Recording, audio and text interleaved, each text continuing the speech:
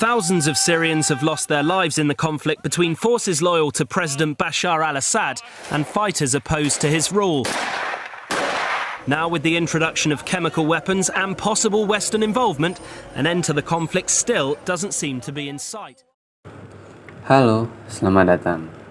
Sini kita akan membahas tentang Suriah, dan juga peran organisasi regional seperti Gulf Cooperation Council atau yang bakal kita singkat sebagai GCC dalam konflik yang terus berlangsung di Timur Tengah. Suriah telah menjadi medan perang berbagai kekuatan besar dunia dan juga regional, menjadikannya salah satu konflik paling kompleks di abad ke-21. Dalam video ini kita juga akan membahas bagaimana Suriah berperan sebagai medan perang proksi internasional. Untuk memahami bagaimana Suriah menjadi medan konflik internasional yang sangat kompleks, kita harus melihat terlebih dahulu ke dalam asal-usul perang saudara yang mengubah Suriah menjadi ajang kekuatan global. Perang yang awalnya merupakan konflik domestik dengan cepat menarik perhatian internasional, salah satunya karena kemunculan kelompok militan seperti ISIS. Latar belakang.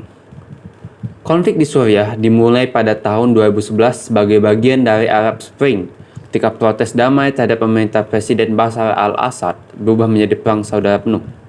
Rezim Assad menghadapi oposisi yang beragam dari kelompok sekuler hingga kelompok militan Islamis.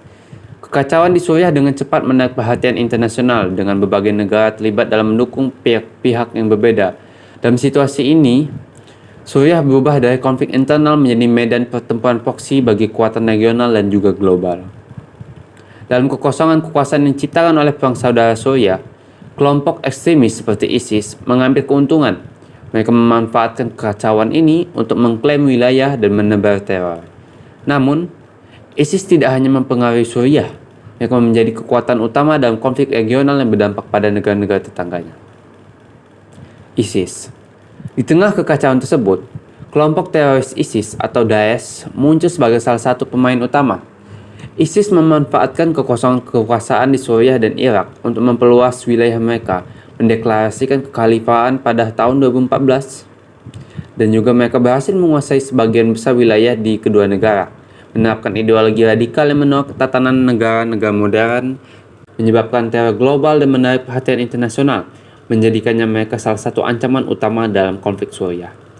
Sementara ISIS semakin kuat, kekuatan internasional mulai melibatkan diri lebih dalam konflik Suriah.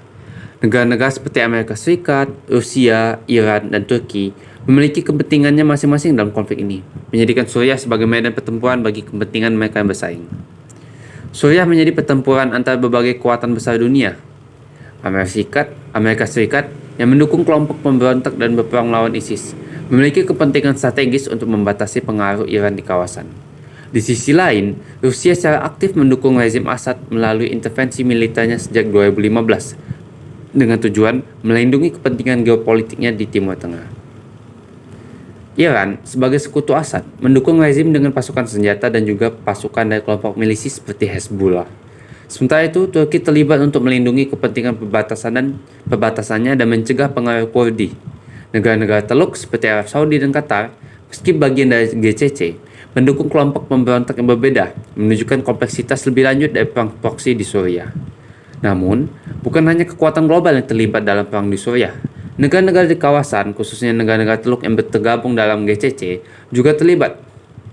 Dukungan dari negara-negara ini kepada berbagai faksi pemberontak menambah lapisan kompleksitas dalam perang proksi di Suriah. GCC, organisasi regional terdiri dari negara-negara Teluk, memainkan peran penting dalam konflik Suriah. Arab Saudi dan Qatar adalah dua negara GCC paling aktif terlibat dalam mendukung kelompok pemberontak. Meskipun demikian, konflik internal di dalam GCC, terutama setelah krisis diplomatik Qatar pada 2017, memperlihatkan perpecahan terkait kebijakan mereka terhadap Suriah dan ISIS. Meski sama-sama anti-Assad, pendekatan yang berbeda antara negara-negara GCC menunjukkan bahwa konflik di Suriah tidak hanya menjadi medan pertempuran fisik, tetapi juga politik. Peran negara-negara Teluk, terutama Arab Saudi dan Qatar, telah memperdalam perpecahan dalam GCC terkait Suriah, dan ini mencerminkan perpecahan yang lebih luas dalam kawasan Timur Tengah. Dengan banyaknya aktor yang terlibat, menyelesaikan konflik di Suriah menjadi semakin sulit. Jadi, dengan ISIS yang telah melemah namun masih menjadi ancaman, serta dengan banyaknya aktor global dan regional yang terlibat, konflik Suriah menjadi gambaran jelas bagaimana proksi internasional dapat menghancurkan sebuah negara.